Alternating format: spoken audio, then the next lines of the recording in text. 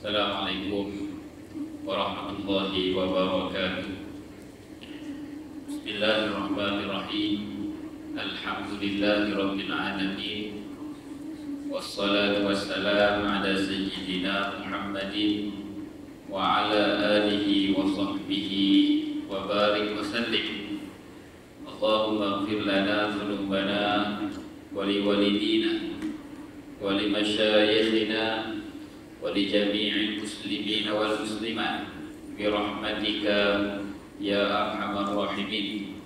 Allahumma faqihna fid din wa 'allimna at-ta'wil wahdina ila siratikal mustaqim. Allahumma faqihna wa faqih ahlana wa auladana fi dinika. Allahumma inna nas'aluka 'ilman nafi'a wa rizqan thayyiban wa amalan mutaqabbala wa la hawla wa la quwwata illa billah al-'aliyyil 'azim al-'azizil hakim. Wa ba'du, tuan wa hadirin muslimin muslimat rahimakumullah. Alhamdulillah kita kumpul lagi pada malam ini di rumah Allah Ta'ala yang mulia ini.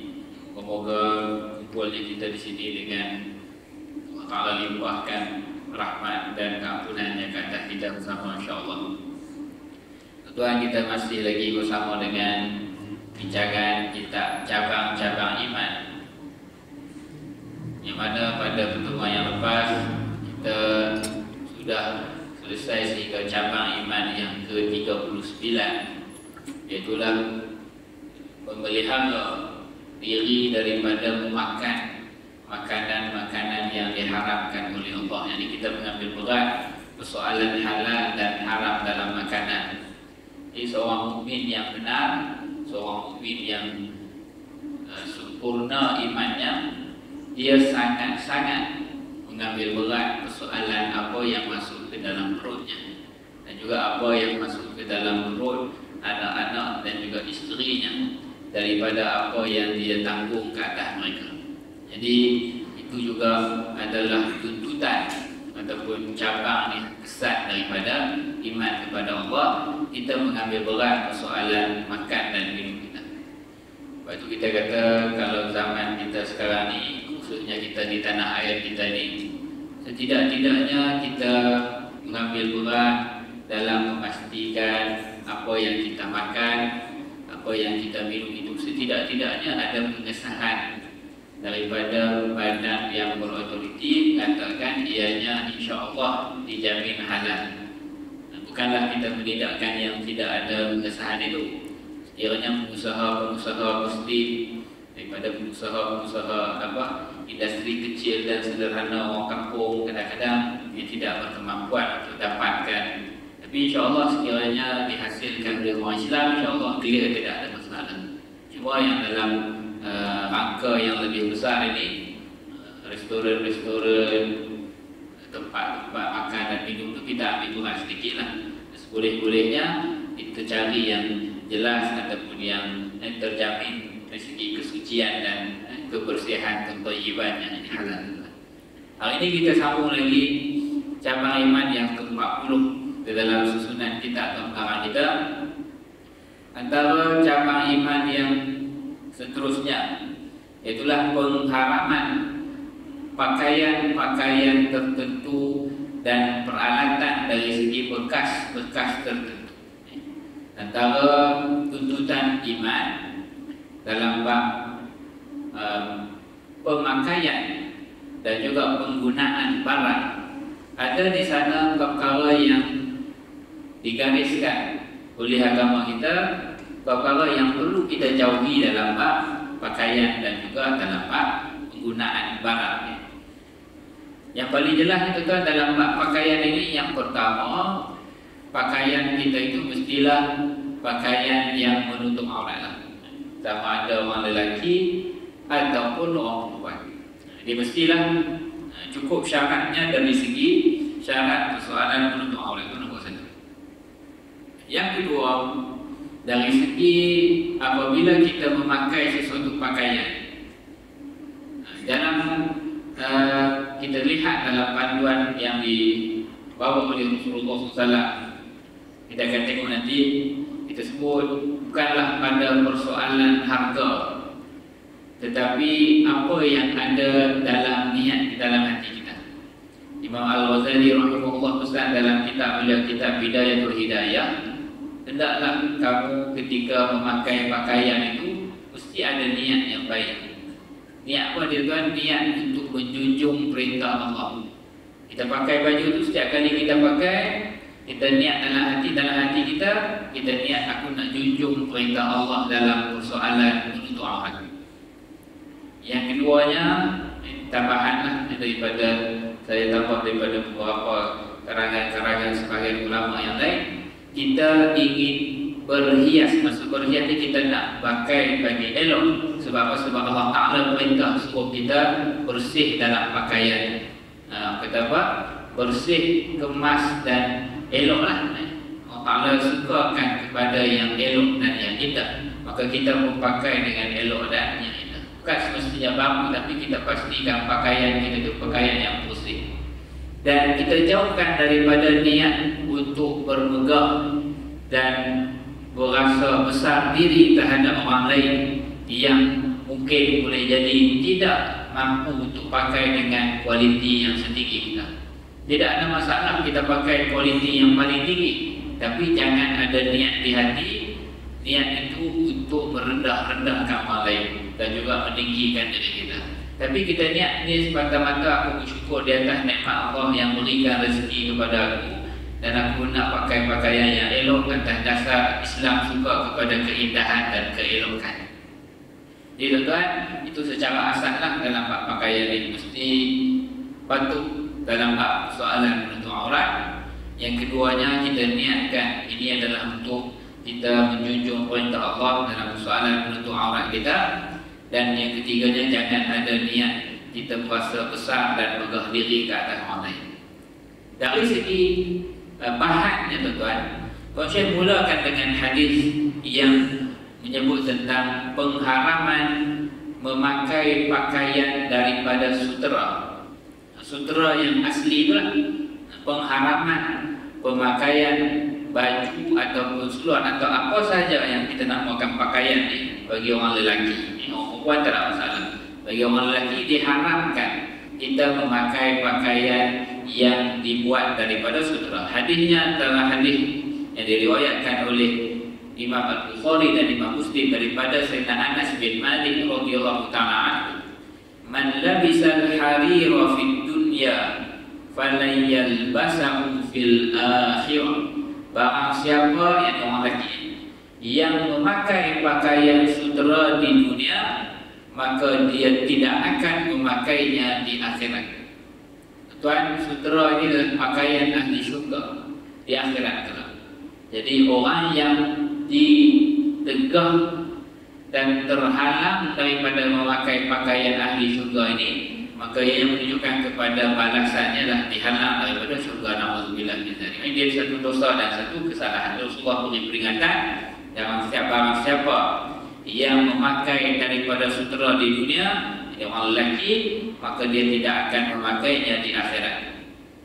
Kemudian hadis yang kedua yang dibawa oleh Tuan Pengarang, hadis daripada Sayyidina Huzaifah radhiyallahu ta'ala anhu, juga riwayat Imam Al-Bukhari. Rasulullah sebut, la talbasul harira walad dibaja. Jangan kamu pakai pakaian daripada sutera. Dibaj juga sutera, daripada jenis-jenis sutera ni pun dia ada, dia punya beberapa jenis ya, tapi masih dari kalangan sutera. Rasulullah pesan orang lelaki jangan pakai pakaian daripada sutera. Tuan-tuan, saya bilang sebut sutera yang asli lah. Kalau yang sutera yang buatan yang bukan daripada bulat sutera itu tidak ada, tak termasuk sebab dia bukannya sutera. Wala tashrabu fi aniyati dhahabi wal fiddah. Dan jangan kamu minum daripada bekas emas dan perak. Jangan kamu minum daripada bekas yang diperbuat daripada emas dan perak. Wala ta'kulu fi sihafiha.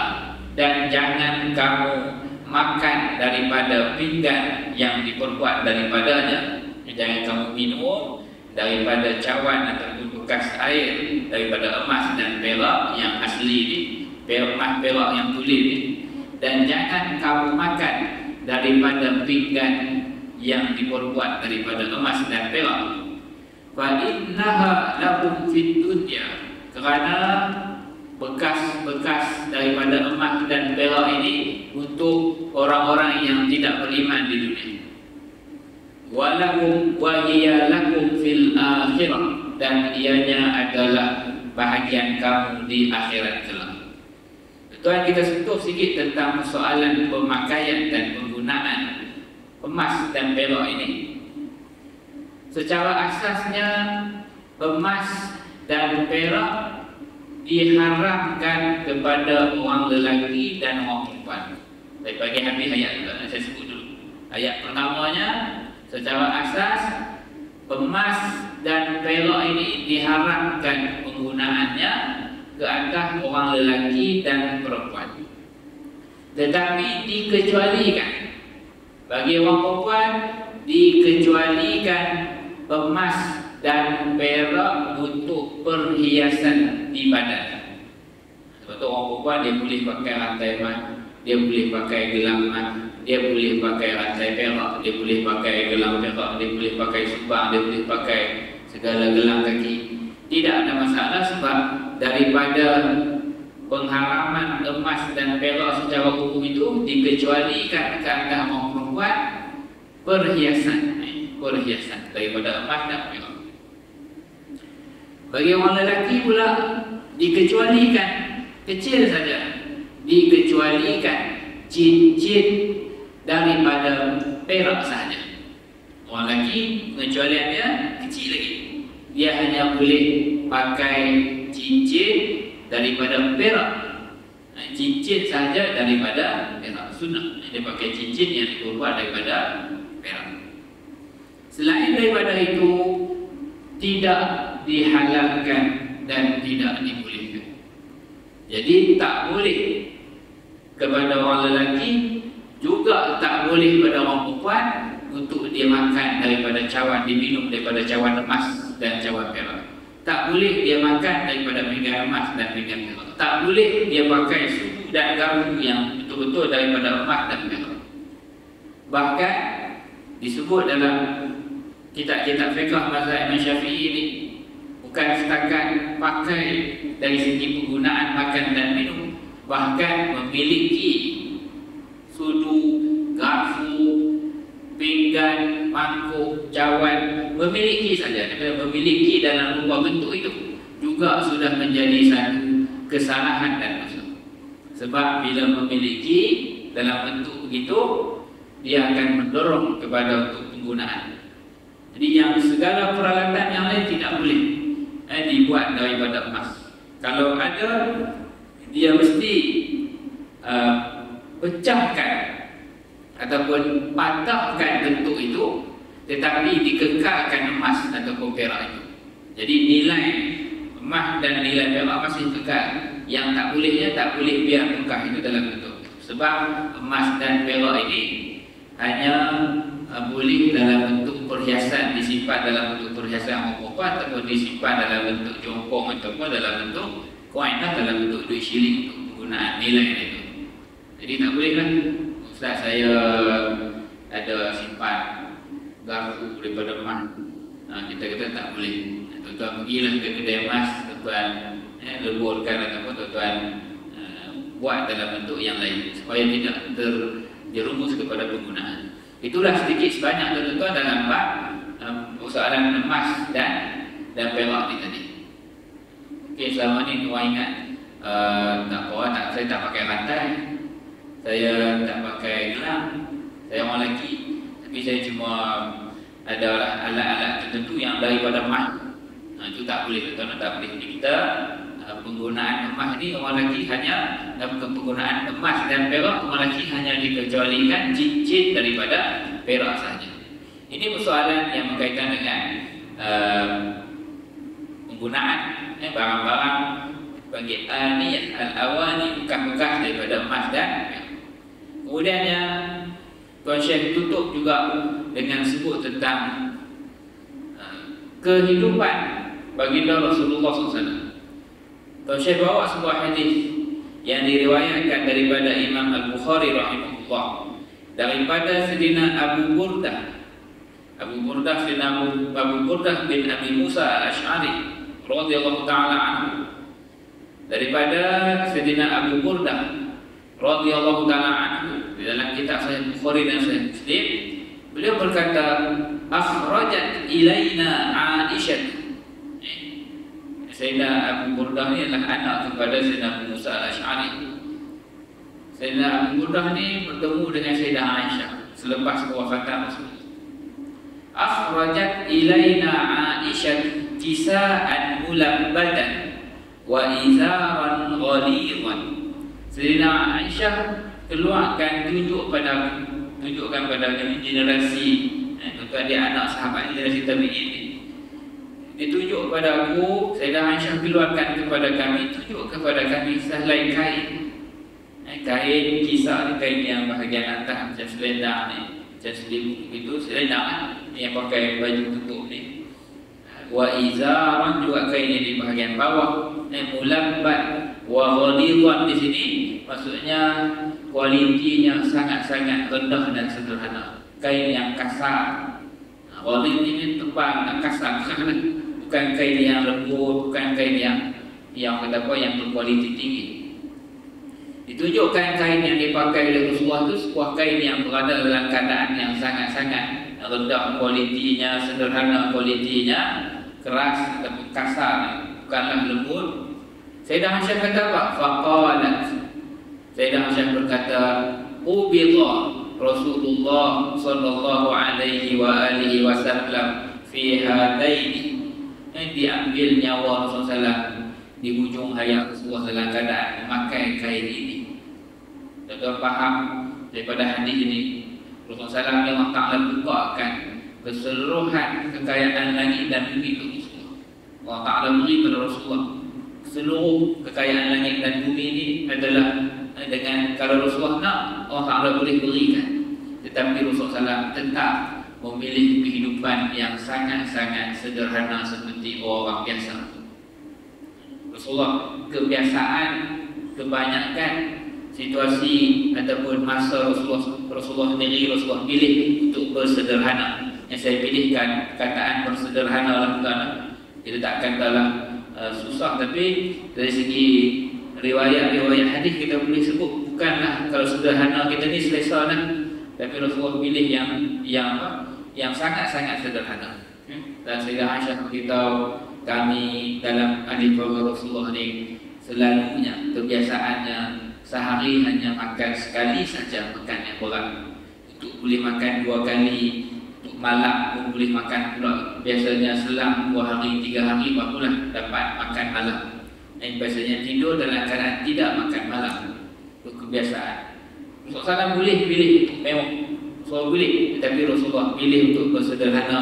Dan Rasulullah pilih untuk mengutamakan sahabat-sahabat Rasulullah yang lebih susah. Rasulullah juga ada simpan untuk ahli keluarga Rasulullah bekalan daripada tepung, daripada kurma dan juga daripada barley dan gandum ni, untuk tempoh yang setahun untuk ahli keluarga Rasulullah. Tetapi kebiasaannya habis lebih awal, tak sempat dalam tempoh itu, sebab Rasulullah beri dulu kepada sahabat-sahabat yang lebih memerlukan. Inilah kehidupan Rasulullah SAW. Sama ada dalam makanan, sama ada dalam berpakaian, dan sama ada dalam kehidupan aspek-aspek yang lain. Tetapi ianya tidak menafikan, tuan, Rasulullah tidak menafikan, tidak pula menegah kita daripada memakai pakaian-pakaian yang bernilai dengan nilai yang tinggi. Ada hadis yang diriwayatkan kata Rasulullah dihadirkan dengan kain-kain yang nilainya mahal, kain-kain yang nilai yang tinggi ketika itu, dan ketika dihadirkan Rasulullah pakai. Rasulullah tunjuk kata hukumnya boleh. Tetapi macam kita sebut di awal tadi lah, tuan, jangan sesekali ada niat di hati untuk bermegah-megah, membesar diri di hadapan orang mukmin yang lain. Jadi kebanyakan dan kebiasaan kita kata kebanyakan masa Rasulullah ni Rasulullah memakai sebagaimana pakaian orang biasa. Begitu juga hadis yang terakhir yang dibawa oleh Tuan Pengarah dalam bab pakaian dan juga penggunaan peralatan ini. Hadis daripada Sayyidina Abdullah Ibn Umar radhiyallahu anhuma, la yanzurullahu ta'ala yaumal qiyamati, Allah Ta'ala tidak akan memandang, ini dengan pandangan rahmat dan pandangan keampunan, pada hari kiamat kelak, ila man jarra thawbahu khuyala'an, ke atas orang-orang yang melakukan pakaiannya, melakukan kainnya dengan tujuan khuyala. Khuyala itu maksudnya takabbur. Apa maksud jarra thawbahu?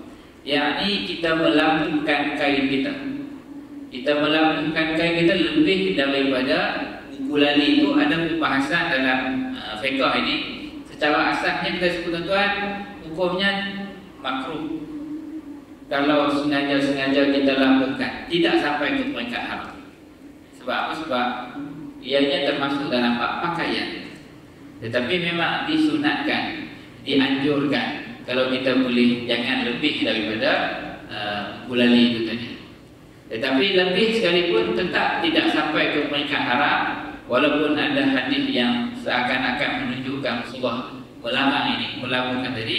Tetapi larangan itu ianya merujuk kepada orang yang melakukan dengan tujuan takabur, yang membesar diri, rasa diri dia lebih mulia dan lebih hebat daripada orang lain.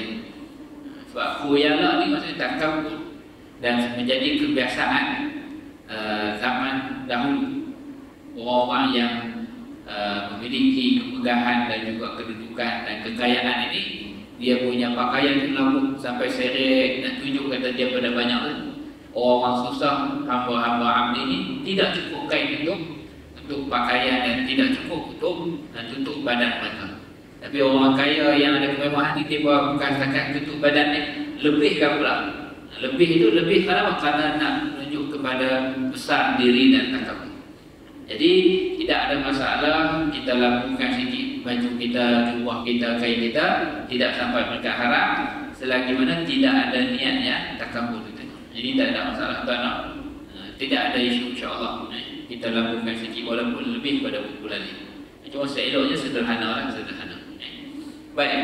Jadi itu yang disebut oleh Tuan Pengarah yang terakhir untuk bahagian itu. Maksudnya tuan, dalam berpakaian ini hendaklah kita memelihara juga niat kita. Dan seperti kita sebut di awal tadi, kita niat untuk aurat kerana perintah Allah.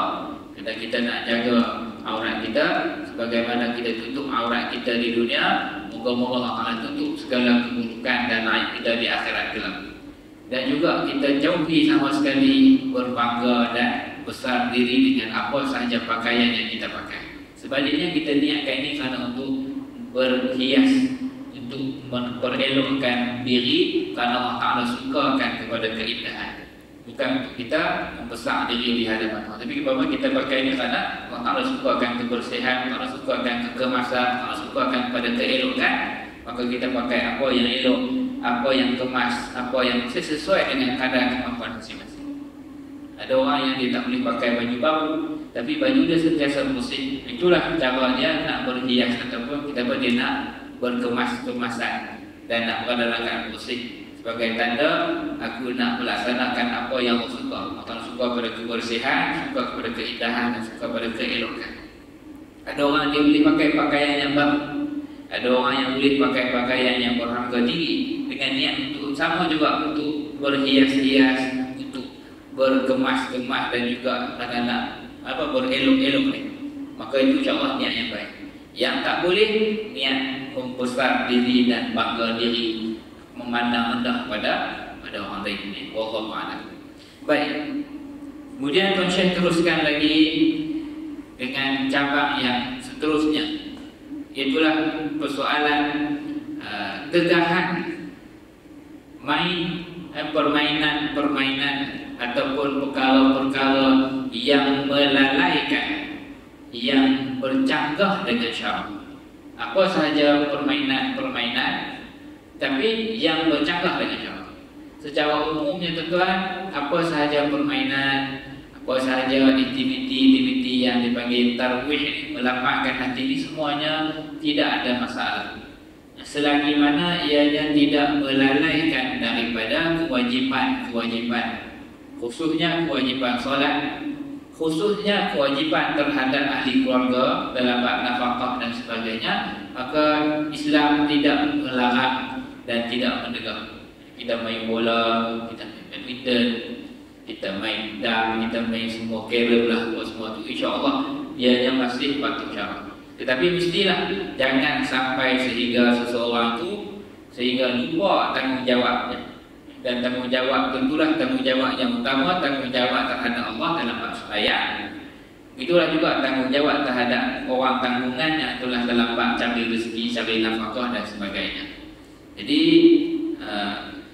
Tuan Syekh bawa sebuah ayat daripada surah Al-Jumu'ah, Qul ma indallahi khairun minal lahwi wa minat tijar. Katakanlah, sebutkanlah oleh Muhammad apa yang ada di sisi Allah yang daripada ganjaran pahala, ganjaran keampunan, ganjaran rahmat dan ganjaran kurniaan-kurniaan di akhirat nanti. Khairun adalah jauh lebih baik minal lahwi, daripada perkara yang melalaikan itu, daripada permainan-permainan yang melalaikan, wa minat tijarah, dan daripada perniagaan-perniagaan. Yakni bila dah masuk waktu solat, maka apa yang ada di sisi Allah daripada kurniaan, keampunan, kurniaan rahmat, hasil daripada kehadiran kita dalam solat itu jauh lebih baik daripada perkara yang melalaikan, dan jauh lebih baik daripada pekerjaan dan juga kita punya perniagaan dan sebagainya. Jadi jangan sampai urusan-urusan mencari rezeki, jangan sampai urusan-urusan perniagaan, dan juga jangan sampai urusan-urusan berehat-rehat ini, rehat dengan cara bermain-main untuk melapangkan hati itu, jangan sampai sehingga kita lalai daripada menunaikan perintah Allah yang wajib atas kita. Kadang-kadang orang yang boleh jadi semua kita kadang-kadang teruji dengan situasi yang kadang-kadang perlu kepada kita fokus buat satu benda, perlu kita fokus kepada untuk cari rezeki. Tetapi jangan sampai kita keluarkan solat daripada waktu. Tidak ada kebaikan rezeki yang kita dapat, akan hilang keberkatan daripada rezeki kekayaan yang kita peroleh kalau kita tidak tunaikan kesyukuran pada Allah. Dan kesyukuran yang paling besar tentulah dengan kita sembah Allah, kita sujud pada Allah dengan tunaikan solat 5 waktu. Cari rezeki, tetapi janganlah sampai tidak sembahyang. Janganlah sampai bermain boleh, tetapi jangan sampai tak sembahyang. Kita kena fahamkan diri kita dan juga anak-anak kita tentang perkara ini. Sekali-sekala kena sebut juga, kata apa-apa perkara yang sibuk sekalipun, jangan sampai kita gandaikan solat 5 waktu. Kena sebut sebagai ayah, sebagai ibu, sebagai orang yang bertanggungjawab memelihara anak-anak yang sedang membesar ini, kita kena tanamkan pada mereka persoalan taat perintah Allah dalam persoalan solat 5 waktu dan dalam persoalan kita tunaikan kewajipan-kewajipan terhadap Allah. Jadi tanda orang yang beriman juga ialah dia memelihara dirinya daripada perkara yang melalaikan, yang bercanggahan dengan syariat. Dan kemudian cabang yang ke-42, tuan, saya sebut al-iqtisadu fil nafaqah wa tahrim aklil mali bil batil, yang bermaksud kita bersederhana dalam berbelanja, tidak terlampau kedekut dan tidak juga boros. Tidak terlampau kedekut, tidak terlampau bakhil, dan tidak juga terlampau boros dalam urusan-urusan perbelanjaan dan juga nafkah. Dan kita memelihara diri daripada memakan harta secara batil. Ciri orang yang beriman, dia bersederhana ataupun kita sebut dengan perkataan dia seorang yang teratur dalam perbelanjaannya. Dia tahu tempat mana yang sepatutnya dia belanjakan, dia tahu tempat yang sepatutnya itu mana yang patut dia luaskan dan mana yang patut dia jangan lebihkan. Ini ciri orang beriman. Dan dia tidak menghalang jalan-jalan kebaikan. Dia tidak sekat hartanya yang lebih itu daripada disalurkan kepada jalan-jalan kebajikan yang Allah Ta'ala suka. Dan dia juga tidak terlampau boros sehingga menyebabkan habis apa yang dimiliki pada jalan-jalan yang tidak diredui oleh Allah. Saya bawa beberapa ayat Quran, antaranya daripada surah Al-Furqan, walladzina idza anfaqu lam yusrifu. Sifat orang beriman ini apabila mereka berinfak, apabila mereka berbelanja, mereka tidak melakukan israf. Israf ni maksudnya membazir. Tuan, membazir yang paling termasuk dalam bab membelanjakan sesuatu itu dianggap membazir pun tuan, membelanjakan pada yang haram. Kita gunakan duit dan harta kita itu melakukan atau membeli ataupun membayar pada perkara yang haram, confirm itu termasuk dalam israf, melampau dan juga membazir. Ataupun melakukan pada perkara yang tiada manfaat, juga termasuk dalam golongan yang membazir, tetapi tidak seberat dan seburuk yang pada jalan yang haram tadi. Itu jelas termasuk dalam kategori orang yang melakukan perbelanjaan yang melampau-lampau dan juga perbelanjaan yang membazir. Mereka tidak melampau-lampau, tidak membazir, tidak melebihi had dalam nafkah mereka, walam yaqtur, dan tidak juga mereka menyekat sehingga kan pada tempat yang patut dibelanjakan tidak dibelanjakan. Dan dalam bab patut belanja ni ada yang patut wajib belanja. Contohnya belanja pada nafkah isteri dan anak, makan dan pakai anak. Punya berkira sampai makan dan pakai anak pun tak mau bagi.